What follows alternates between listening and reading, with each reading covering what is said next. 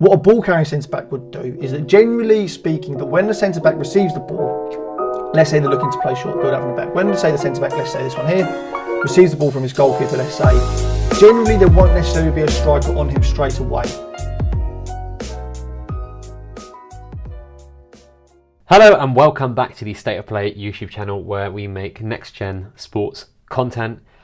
Today I'm joined by Harry Brooks. Again, Harry is a football coach.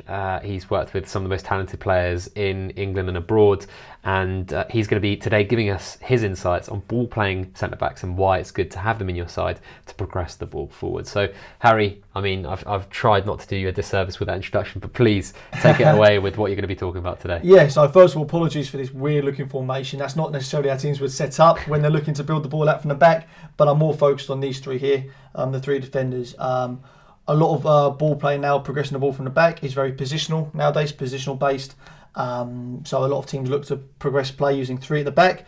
The reason for that is, you can cover generally the width of the pitch. You can get the ball going from side to side a bit quicker.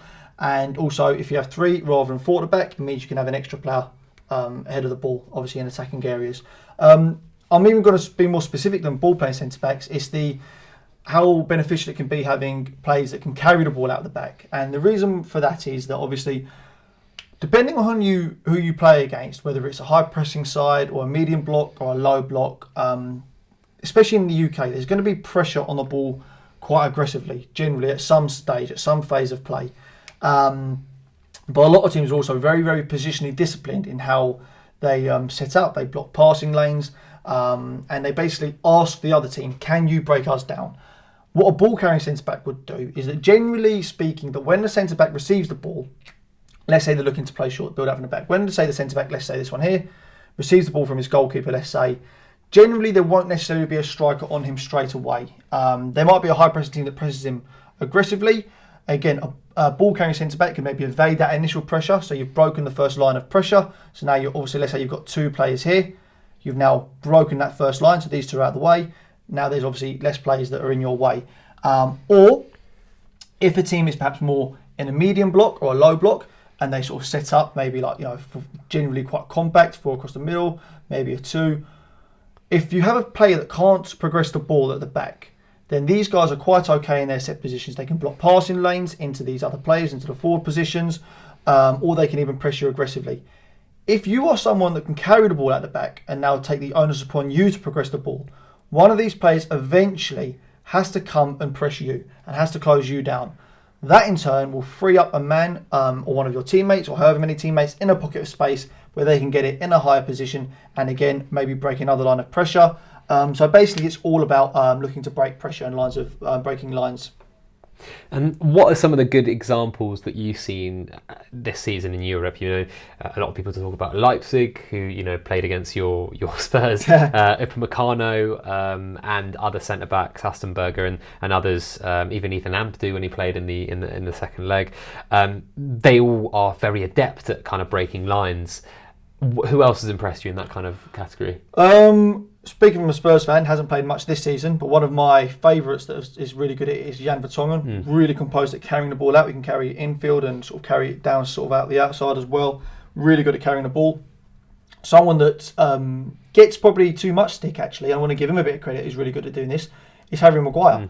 Really good. And what Harry Maguire's really good at doing is where he's a right-footed left centre-back, generally, let's say if you draw a centre-back over here, generally, if you've got a right footer or a left footer, they kind of push the ball at slight of an angle when they're carrying it out. Harry Maguire's really, really good at getting a ball and sort of carrying the ball in straight lines. He doesn't have to push the ball towards the right. Obviously, being a left centre back, he doesn't really use his left foot, but he can carry it in straight lines. So you don't really it doesn't really affect him too much that he's not left footed. And he's really good at carrying the ball from the back. He's good at carrying the ball in straight lines. Nice weight of touch. So he's probably a more out there one that I think people do appreciate for ball carrying centre backs, but I want to give him a bit of praise for that. Yeah. And last question, do you think this is the reason why some centre backs have become so expensive?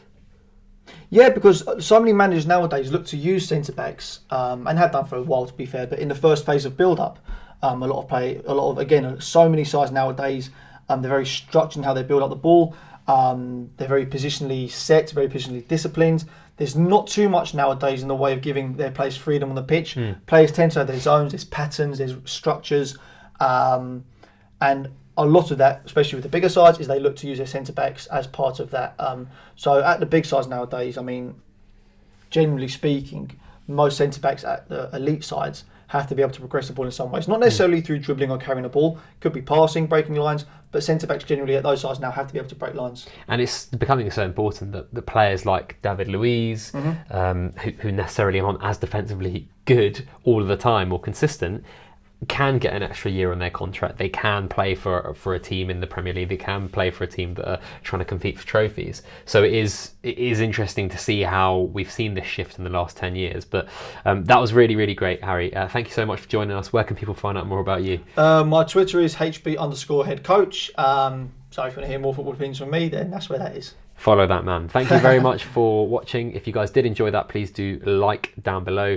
If you haven't subscribed already, please do leave a subscription, and also if you guys are already subscribed, please do click the notification button. It will notify you every time that we publish new content. Thank you very much for watching, and have a great day.